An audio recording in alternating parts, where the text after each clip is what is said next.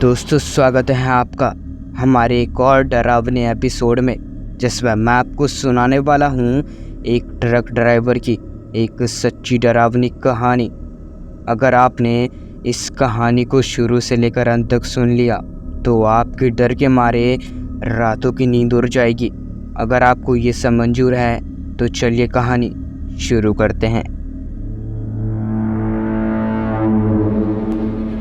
मेरा नाम अमर है, अमर सिंह। मैं एक ट्रांसपोर्ट कंपनी का मालिक हूँ, लेकिन आज से 50 सालों पहले मैं एक ट्रक चलाया करता था। एक रात मैं दिल्ली के एक ट्रांसपोर्ट के गोदाम से सामान लोड करवा के यूपी के एक शहर बदायूं जा रहा था। ये सन 1971 की बात है। उस वक्त सड़कों में ना ज़्यादा गाड़ियाँ होती थी, ना ही सड़क किनारे लोगों के घर। सड़कें खाली हुआ करती थी। बहुत कम ट्रक या रोडवेज की बसें होती थी जो कभी कभी सड़क में मिल जाया करती थी। मैं वैसे तो हमेशा अपने साथ एक हेल्पर लेकर चलता था, मगर उस रात मेरे हेल्पर के घर पर उसकी माँ का देहांत हो गया था, इसलिए वो तुरंत अपने गांव चला गया। मुझे सामान की डिलीवरी करने अकेले ही जाना पड़ा। वैसे मेरी कमर पर हमेशा एक किरपान रहता है, क्योंकि मैं एक सरदार हूँ, और इसलिए मैंने अपने पास एक तलवार भी रखी थी जो हमेशा मेरे ट्रक की सीट के नीचे रहती थी, ताकि कभी भी मुसीबत जैसे चोरी डकैती में वो काम आ सके। मैं तलवारबाजी में काफ़ी एक्सपर्ट हूँ, पर अगर कोई इंसान हो तो उसे तलवार से काटा जाए, मगर भूत को तलवार से कैसे काटे। उस रात उस सुनसान हाईवे में मेरे साथ जो हुआ, उसके सामने मेरी तलवार भी फेल थी। मैं हाईवे में चल रहा था, दोनों तरफ जंगल था। तभी मुझे ट्रक की हेडलाइट की रोशनी में सड़क के किनारे जंगल के पेड़ों के बीच एक पेड़ की टहनी में एक इंसान की लाश लटकी हुई दिखाई दी। मैंने ट्रक को धीमा किया, रुका नहीं, क्योंकि वो दृश्य डरावना लग रहा था। जमीन में गिरे हुए मरे हुए इंसान को देखना तो आसान है, मगर पेड़ से लटकी हुई लाश को देखना रूह कपा देने वाला दृश्य होता है। मैंने जब ट्रक धीमा किया तब मैंने देखा कि पैर की टहनी में एक सफ़ेद साड़ी पहनी हुई औरत की लाश लटकी हुई थी। उसकी गर्दन में रस्सी बंधी हुई थी और वो अभी भी छटपटा रही थी। मगर तभी मैंने कुछ देखा जिसे देखकर मुझे ट्रक रोकना ही पड़ा। उस पेड़ के नीचे दो छोटी बच्चियां खड़ी थी। उन्होंने फ्रॉक पहना हुआ था, इसलिए मुझे पता चल सका कि वो लड़कियां हैं, और वो दोनों बच्चियां ऊपर पेड़ की तरफ देखकर रो रही थी। उनकी पीठ मेरी तरफ थी। मैंने सोचा कि उन दोनों बच्चियों की माँ ने रस्सियों से लटक कर आत्महत्या कर ली है। तो मैं ट्रक से नीचे उतरा और हाथ में टॉर्च लेकर उन बच्चियों के पास जाने लगा। वहाँ चारों तरफ अंधेरा था। पता नहीं बिना लाइट के वो बच्चे और उनकी माँ वहाँ तक कैसे पहुँचे होंगे। मैंने मेरे टॉर्च की रोशनी उन बच्चियों के ऊपर डाली। तब मैंने गौर किया कि उन बच्चियों की पीठ में कुबड़ था। उनकी पीठ अजीब तरह से मुड़ी हुई थी। तभी उन दोनों बच्चियों ने मेरी तरफ देखा। मैं सोच रहा था कि वो बच्चियाँ अपनी माँ की लाश को देखकर रो रही है, मगर वो रो नहीं रही थी, बल्कि हंस रही थी। उनकी हंसी बेहद ही डरावनी थी। वो दोनों मेरी तरफ देखकर अजीब ढंग से हंसने लगी। उसकी आंखें एकदम सफ़ेद थी, उनकी दांत काले और नुकीले थे। तभी मुझे पेड़ के ऊपर से भी हंसने की आवाज़ आने लगी। मैंने टॉर्च की रोशनी ऊपर की तो देखा, ऊपर लटकी वो लाश भी मुझे देखकर हंस रही थी। उसकी गर्दन में रस्सी अभी भी कसी हुई थी और वो रस्सी के सहारे पेड़ की टहनी में झूल रही थी। ये सब मेरे साथ 1-2 सेकंड के अंदर ही हुआ, इतना जल्दी कि मैं तुरंत रिएक्ट नहीं कर पाया। लेकिन जैसे ही मुझे समझ आया कि वो कोई आम लोग नहीं हैं, मैं तुरंत उल्टे कदम वहाँ से अपने ट्रक की तरफ भागा। उन बच्चों की हंसने की आवाज़ मेरे कानों में गूंज रही थी। मैं अपने ट्रक के पास पहुंचा और तुरंत ट्रक में चढ़कर अपनी सीट में जाकर बैठ गया। मैंने ट्रक स्टार्ट किया और एक बार फिर उस तरफ देखा जहां वो खड़े थे, मगर अभी उस जगह में कोई नहीं था। बस पैर में एक रस्सी लटकी हुई हिल रही थी। मैं इतना तो जानता था कि जो मैंने अभी देखा वो मेरा वहम नहीं था।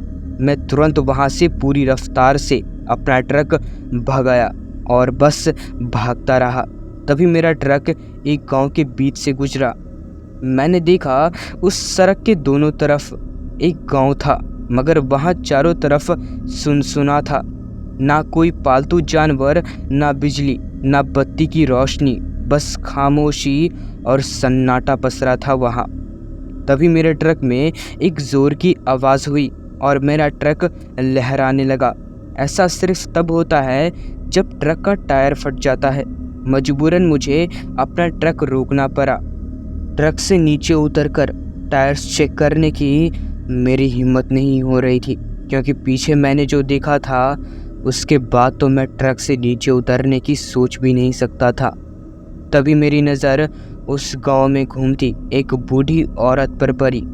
ट्रक की हेडलाइट की रोशनी में मैं साफ देख सकता था। सफ़ेद धोती पहनी हुई, सफ़ेद बालों वाली वो बूढ़ी औरत, उसकी कमर झुकी हुई थी। वो लाठी के सहारे चल रही थी। उसने अपने एक हाथ को ऐसे उठाया हुआ था मानो जैसे वो भीख मांग रही हो। वो हर दरवाजे पर जाकर कुछ देर खड़ी होती, फिर दूसरे घर की तरफ बढ़ जाती। वो कुछ बोल रही थी, पर मुझे कुछ समझ नहीं आ रहा था कि वो क्या बोल रही थी। शायद वो कह रही हो, खाने को कुछ दे दो मालिक, या माई रोटी दे, भूख लगी है। तभी उस बूढ़ी औरत की नज़र मेरे ट्रक के ऊपर पड़ी। वो धीरे धीरे लाठी टेकते हुए मेरे पास आ रही थी। तब मैंने गौर किया कि उस बूढ़ी औरत के पैर पीछे की ओर मुड़े हुए थे। वो अजीब ढंग से चलते हुए मेरी तरफ ही आ रही थी। उसे देखकर मेरे शरीर के रोंगटे खड़े होने लगे। समझ नहीं आ रहा था कि क्या करूं, कहाँ भागूं। ट्रक में सामान लोडेड था। फटे हुए टायर्स के साथ चला था तो ट्रक पलट भी सकता था। फिर भी मैंने वाहेगुरु का नाम लिया और ट्रक को स्टार्ट किया, मगर ट्रक स्टार्ट नहीं हुआ। वो आवाज़ करता हुआ वापस बंद हो गया। मैंने फिर कोशिश की, पर वो अभी भी स्टार्ट नहीं हुआ। मैंने उस बूढ़ी औरत की तरफ देखा, वो अभी भी काफ़ी दूर थी। जब उसने मेरे ट्रक की आवाज़ सुनी और उसको लगा कि मैं भागने की कोशिश कर रहा हूँ, तो उसने अपनी लाठी ज़मीन में फेंकी और वो उल्टा घूम गई। उसने मेरी तरफ पीठ कर ली। अब वो मेरी तरफ पीठ किए हुए ही मेरे तरफ भागने लगी। वो उल्टा भाग रही थी और इस बार उसकी स्पीड तेज थी। उल्टी भागती हुई एक बूढ़ी औरत, सोचो कितना डरावना दृश्य होगा। मैं बार बार चाबी घुमाकर ट्रक को स्टार्ट करने की कोशिश कर रहा था, मगर मेरा ट्रक स्टार्ट नहीं हुआ और वो बूढ़ी औरत मेरे ट्रक के पास पहुंच गई और बस उसी वक्त मेरा ट्रक स्टार्ट हो गया। मैंने झट से गियर बदला और ट्रक को फुल स्पीड में आगे बढ़ाया। मेरा ट्रक पूरी रफ्तार से भागने लगा। मैंने गौर किया कि मेरा ट्रक अभी एकदम सीधा चल रहा था। लग ही नहीं रहा था कि कोई टायर फटा हुआ है। कुछ 12-13 किलोमीटर भागने के बाद मुझे एक ढाबा मिला। मैंने उस ढाबा में अपना ट्रक रोका और नीचे उतरकर सबसे पहले मैंने ट्रक के सारे टायर्स चेक किए, मगर कोई भी टायर्स फटा नहीं था। अजीब बात थी, मुझे पूरा यकीन था कि उस गांव के अंदर मेरे ट्रक का टायर्स फटा था। ढाबे के पास एक वेटर ने जब मुझे परेशान सा देखा तो वो मुझसे बोला, परेशान सा क्यों दिख रहे हो पाजी, क्या हुआ? तब मैंने उसे पूरी बातें बता दी। तब उसने मुझे बताया कि 13 किलोमीटर पीछे बहुत साल पहले एक गांव हुआ करता था। उस गांव में एक गोविंदी नाम की डायन रहती थी, जो रात में भीख मांगने के बहाने लोगों के घर के बाहर जाकर आवाज़ देती थी। अगर कोई आदमी या औरत दरवाज़ा खोलती तो वो रोटी मांगकर ले लेती, लेकिन अगर कोई बच्चा दरवाज़ा खोलता तो वो गोविंदी डायन उस बच्चे को उठाकर ले जाती। ऐसा माना जाता था कि वो छोटे बच्चों का मांस खाती थी। एक रात गांव वालों ने उसे दो छोटी बच्चियों को उठाकर ले जाते हुए देख लिया था। जब गांव वाले उस डायन के घर में घुसे तो जो उन्होंने देखा वो देखकर वो हैरान रह गए। उसके घर के अंदर छोटे बच्चों के कंकाल पड़े हुए थे। तब गांव वालों ने उस गोविंदी डायन को लाठी डंडों से पीट पीट कर मार डाला और फिर उसके घर में आग लगा दी। उन दोनों छोटी बच्चियों की मां ने भी जंगल में एक पेड़ से लटक कर आत्महत्या कर ली थी।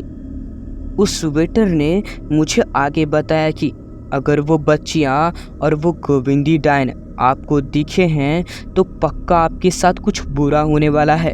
उस रात तो मैं जैसे तैसे माल डिलीवर करके घर वापस लौट गया, मगर जो उस ढाबे के वेटर ने मुझे कहा था वो एकदम सच हो गया। कुछ दिन बाद एक हाईवे में चलते चलते मेरे ट्रक का टायर्स फटा और मेरा ट्रक डिसबैलेंस होकर सामने से आ रही रोडवेज की बस से जा टकराया। वो भिड़ंत बहुत जोरदार थी। मेरे ट्रक और उस बस के परखच्चे उड़ गए थे। मेरे ट्रक का स्टीयरिंग व्हील मेरी छाती में धंस गया था और मैं बेहोश हो गया था। मुझे बस इतना ही याद है। उसके 3 दिन बाद मुझे हॉस्पिटल में होश आया और मैं करीब 3 महीनों तक बेड रेस्ट पर था। बस उसके बाद मैंने कभी नहीं ट्रक चलाया और खुद की एक ट्रांसपोर्ट कंपनी शुरू कर दी। मैं शुक्रगुजार हूँ वाहिगुरु जी का, जिन्होंने मेरे सिर से मौत को टाल दिया। मगर आज भी जब मैं उस रात की वो डरावनी घटना याद करता हूँ तो मेरे रोंगटे खड़े हो जाते हैं। दोस्तों, आज की कहानी ख़त्म होती है यहीं पर। आप मुझे भूल मत जाना, इसलिए हमारे इस चैनल को सब्सक्राइब ज़रूर कर लीजिएगा, क्योंकि मैं आपके लिए ऐसी कहानियाँ लेकर आता रहता हूँ। अपना ख्याल रखिएगा।